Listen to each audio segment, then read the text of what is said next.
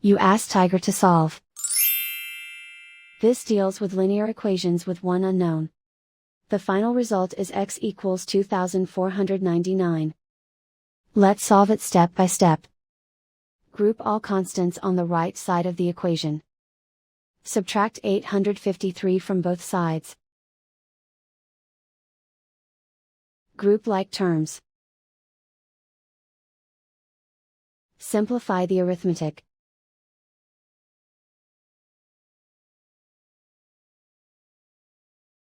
Isolate the x. Multiply both sides by 17. Group like terms. Multiply the coefficients. Simplify the fraction. Simplify the arithmetic. And so the final result is x equals 2499.